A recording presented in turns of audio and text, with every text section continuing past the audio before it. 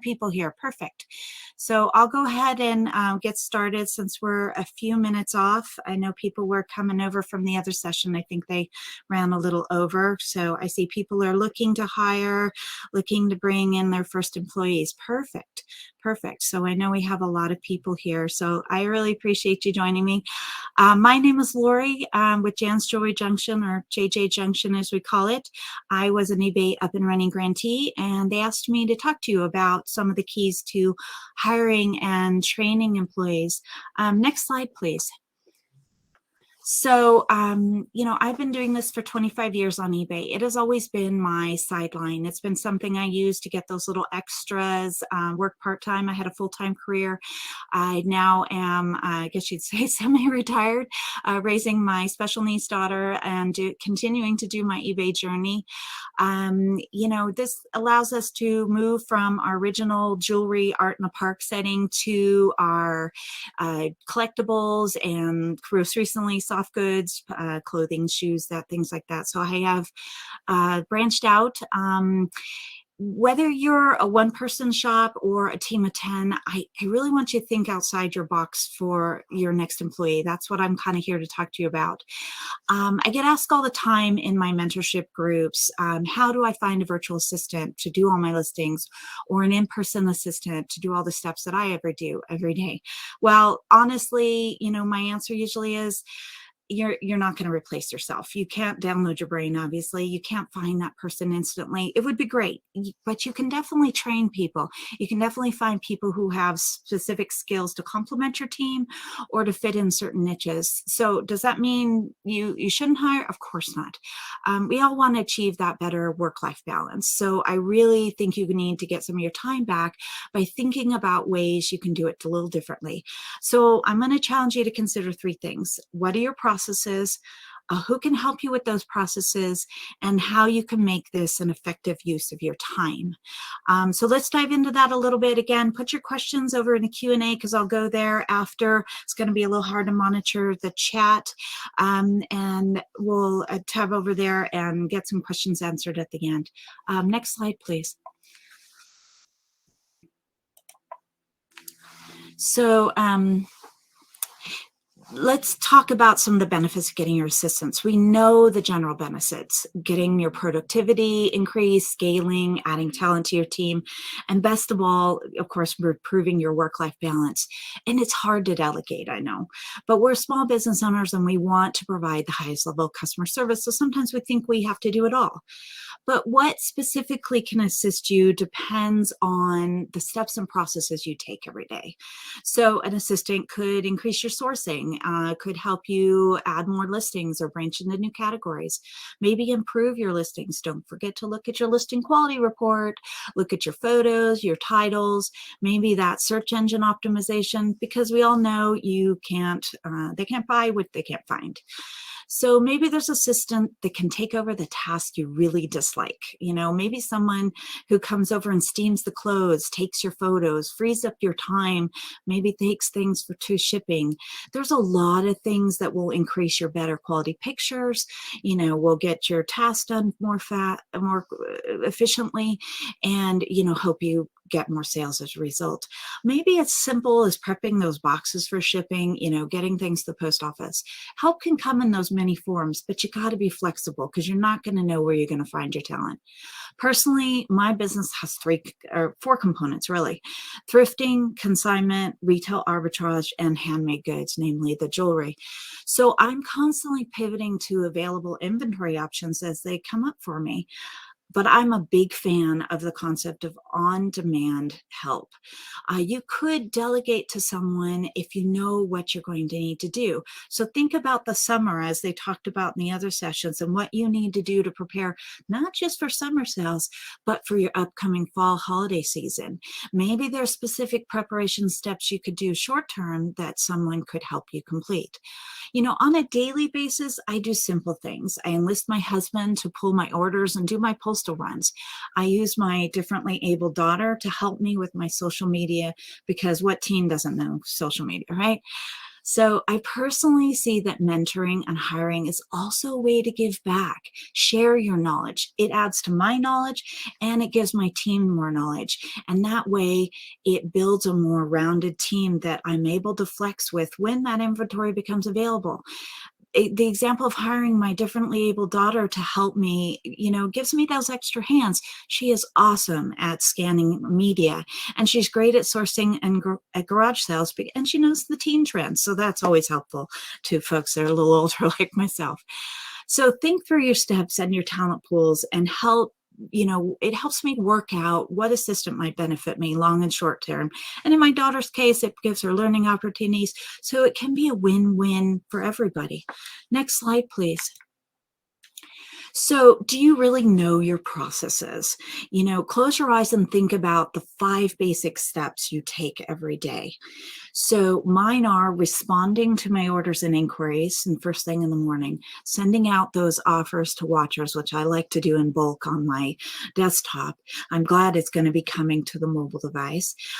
Pulling in, my shipping items, getting them packed up and shipping, and then listing new items or refreshing old items. So there's many sub-steps to those, and those seem pretty straightforward, but they don't all have to be done by me. My husband, as I said, likes to pull my items that are sold so we can get them ready for shipping. But that means I need a good inventory system so he can find things, at least most of the time. So I need to have that set up efficiently, but maybe you're not so organized. Maybe you need someone to set that up for you. Those are good opportunities to think about things you can do for other people as steps. So break down those steps, write them down, refine them, think about ways you can streamline them, and then think about what kind of person might be able to feel that a challenge for you. It's unrealistic again to think of someone who can do it all. So in the meantime, don't limit yourself. Consider making a video of the steps and that you can use to teach someone. Record yourself or your screen while you speak. Find the videos on the free eBay Academy training that best reflects what you do, or have someone record your shipping process. You've seen countless examples online. So you heard something, I saw in the comments at Boss Seller Remix, same idea that she had. Know your processes and record them so that you can teach them and bring it forward. So that's exactly what you need to do to start thinking about that, a new employee.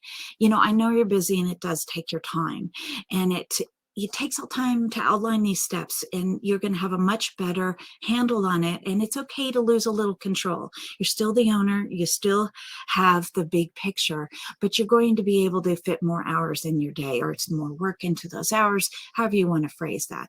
Maybe it's as simple as having some recovery for your vacation. If you haven't documented, they can't do that for you. Next slide. So who should you hire? Well, the first key in hiring and training your employees for your business is that there's no one way to do it. I know that sounds cliche, but there are things likely you do differently than I do. Just as there's those many ways to do it, there's many types of people who may be able to help you. People who can take on the single tasks such as photography or book scanning or steaming, to doing your shipping or your listing.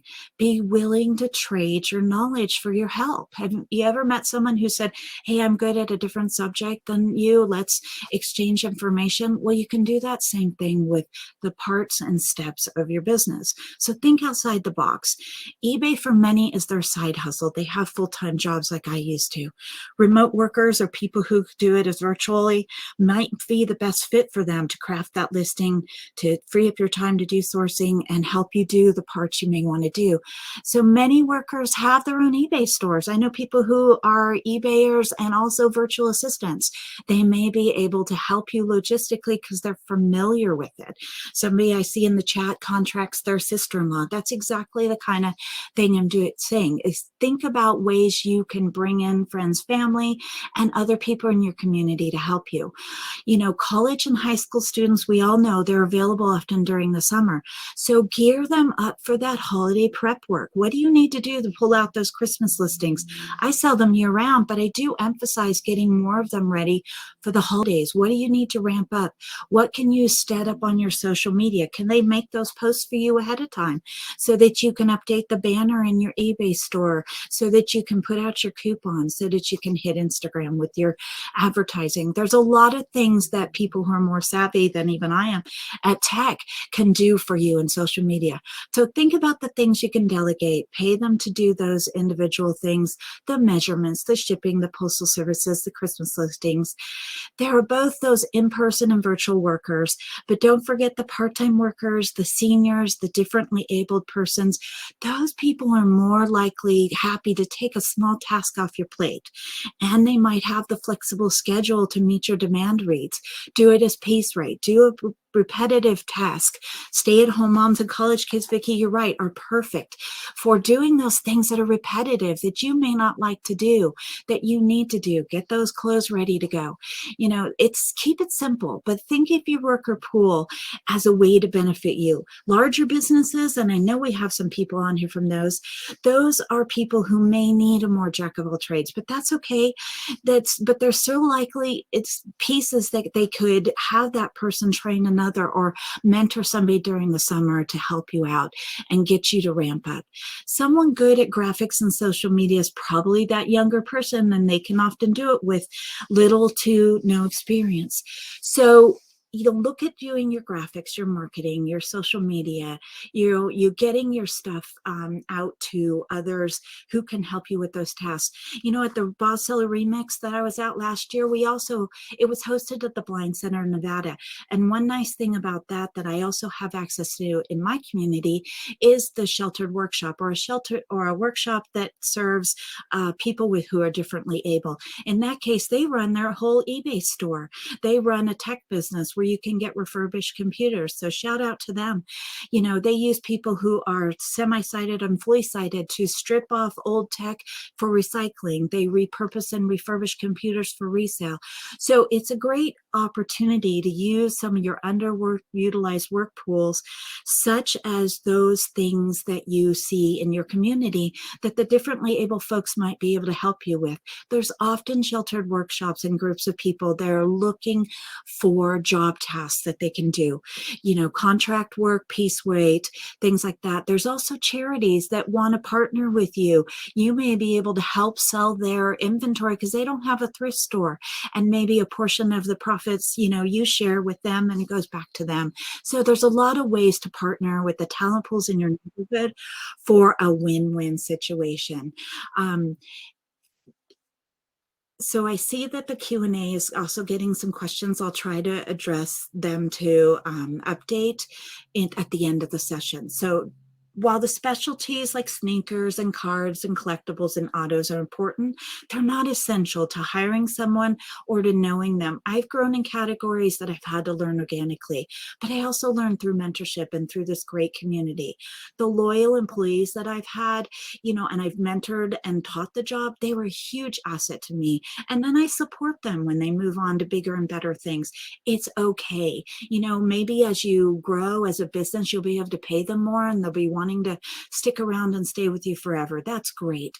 But likelihood is you're going to need an on-demand supply of talent that meets your needs as you grow and as you go.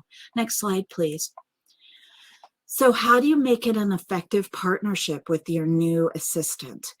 So the learning styles that they have are really important, and they're key to how you grow quickly and work well with that new assistant. So think about that.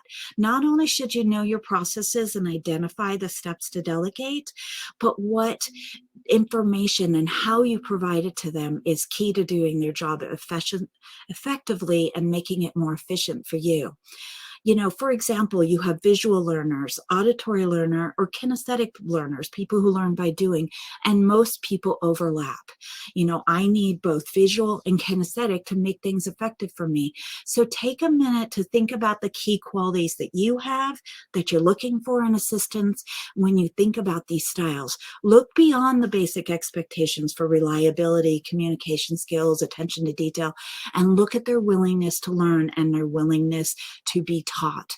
Your time is important, so is theirs, but you can waste both your time if you haven't taken a few minutes out to document the processes and provide them training in a way that they can receive it, because we all want to save that time, right? So giving you another example, my daughter has a challenge with auditory processing, but she's also a kinesthetic learner.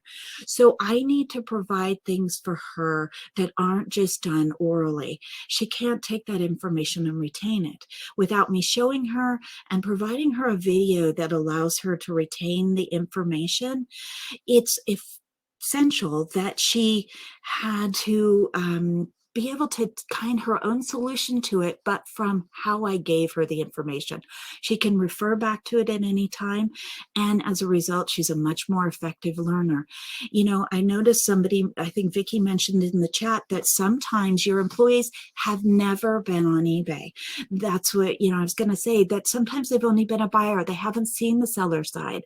So you need to teach them, but teach them in a way that's going to be effective for them.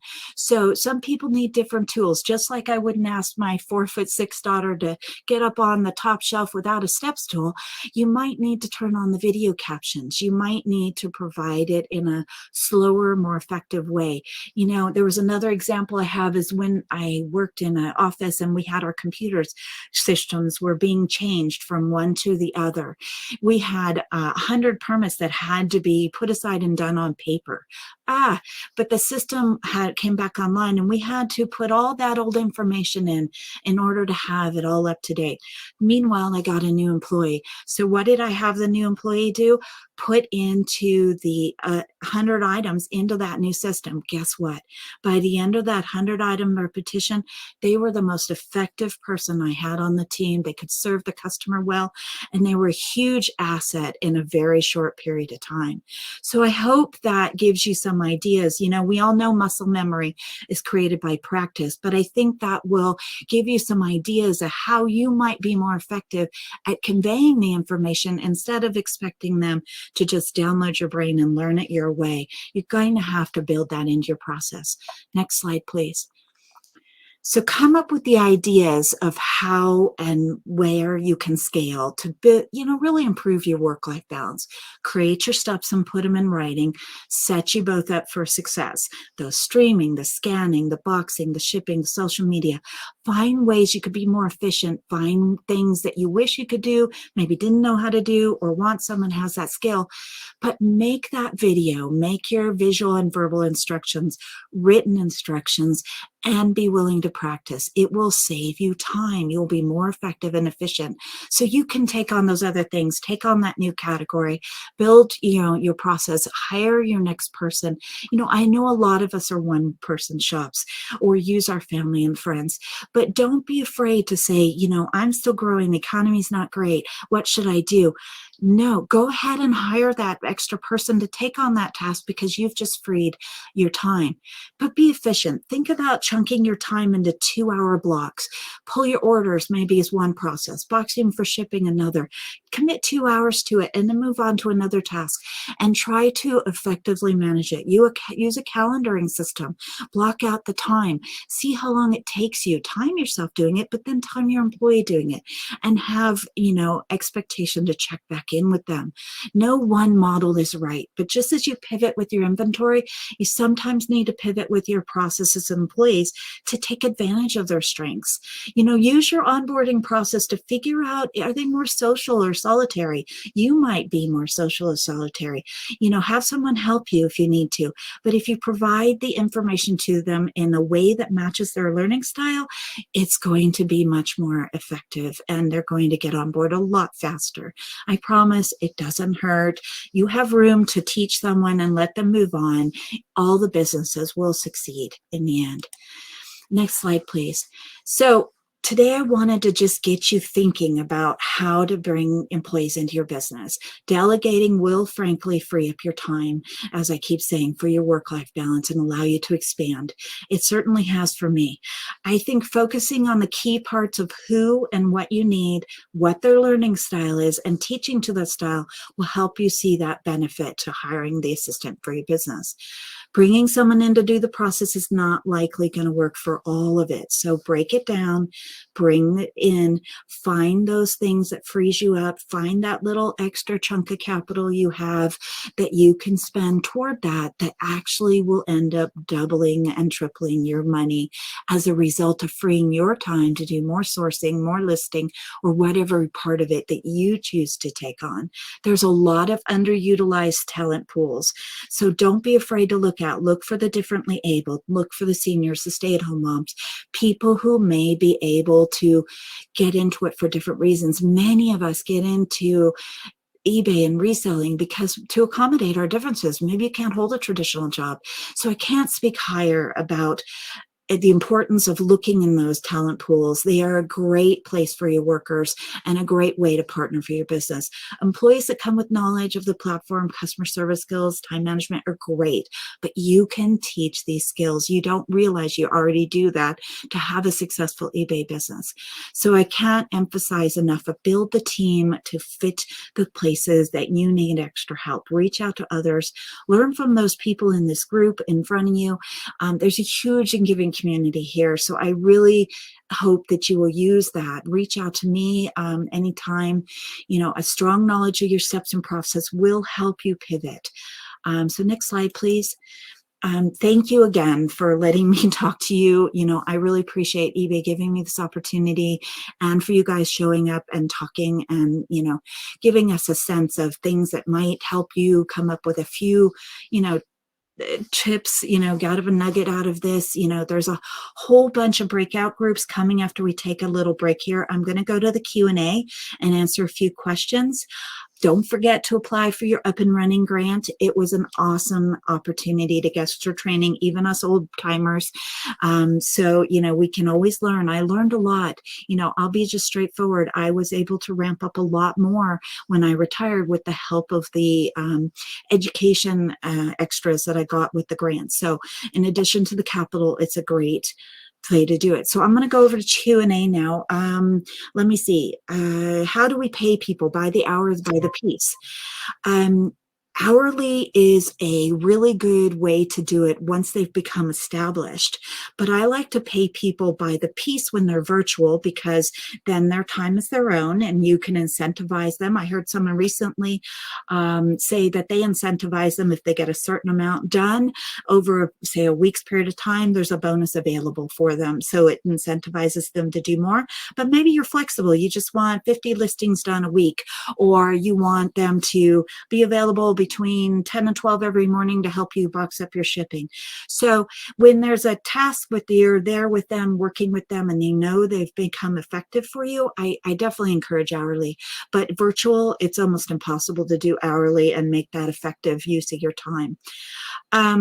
Thomas, I don't know if these slides are available. I will find out for you, and if not, I can get with you. You always can tag me on Instagram at JJ Junction. Reach out to me on my Linktree. I'm happy to help. I run a mentorship group. I do closet consults. I'm willing to help you learn. I'm always willing to learn from you. So, who and what you hire is going to vary depending on if you set up a partnership with a workshop, you often could do a contract job, a certain amount of work for a certain amount. So you'll have a fixed cost. You'll know what it is. A virtual assistant is someone who can help you remotely. If you have another person across the country that there's many companies that run virtual groups where you can hire someone online to do it. I caution you about international, make sure that it's works out for you, and give them a login that isn't the keys to the kingdom. Let them try it out, train someone. If teaching and training is not one of your skills, Blaine, I think that it's important to look to the eBay Academy, look at online videos, find someone that represents your skill, or just explain it to the camera. Turn your phone on and take a picture watching. I'm boxing today. Okay. I get my boxes from here. This is how I do it. I like it taped this way. I put a packing slip in. I don't. And make a 30-second to 1-minute video on a piece of your process. Maybe go a little larger. So I think there's ways to, put that out there. There's a lot of people who do this on social media, as a thing. I do it privately as a mentorship opportunity.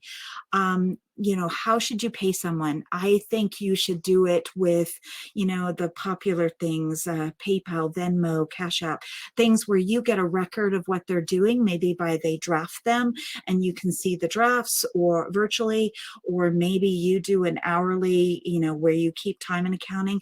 When you become a boss of someone else, you do now have responsibilities. Everybody's state's different, so I'm not going to speak to the details of it, but you do have responsibilities.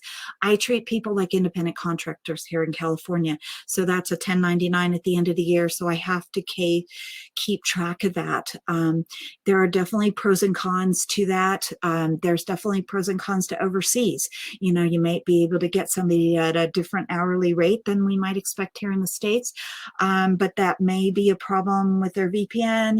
You have to work out the tech side of that. There's a lot of people who could probably give you more advice from that.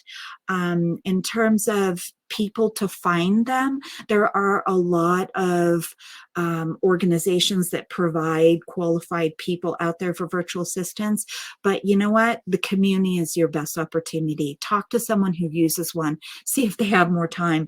You learn from each other, branch out from each other. I don't want to, give thumbs up or thumbs down to anybody that I personally haven't vetted, so I don't make recommendations. But I definitely think you should meet 3 or 4 people, maybe put a thing out there. Virtual is a thing now that was much more so now that COVID's hit. People are used to remote working. Some people leave a live camera on to show that they're working. Some people, do it. So there's there's companies, I'm not going to name names here, that you can go out and get remote workers for certain tasks. So those are definitely, you can hit me up for more information privately and I can give you some ideas. So starting the training should be an opportunity by starting, doing your steps and processes, getting those ready, finding which one you're going to get someone for, and then having them come in and view the information, talk to them about it, see if it's a good fit, and then have them practice it for a little while, see if that works out for you guys on a trial basis, and dedicate it to them. I'm going to take one more question because I know we're starting to run over here. I think that I covered a lot of them. Locally, the best place to find workers is often on the social media boards and places like that, but I think looking around at look at your other thrift shops, look at your sheltered workshops, look at your regional centers that hire people with disabilities, look at places where would you go to get a job if you were unemployed and hiring. There are often those work programs that are looking for small jobs for people to fill. So look, because sometimes they come with training. Sometimes they come with incentive dollars to hire them. Look at those opportunities. I think there will be a lot of things that, you can see if you kind of think a little bit outside the box. I know rule is hard, but I do think you're going to find, things if you start asking around, let people know what you do, and you'd be surprised how many people will say, hey, I could use 2 more hours of work, a teacher or somebody who already does some piece of the process. Maybe they're looking for work. So I hope I've answered some questions. I know they have a little break here, and then there's a ton of networking, like 20 networking groups. So go meet your fellow sellers and some grantees, and everybody, please, tag me in social media if you have more questions. I'm happy to answer them. It's been a pleasure. Thank you for this opportunity. Bye.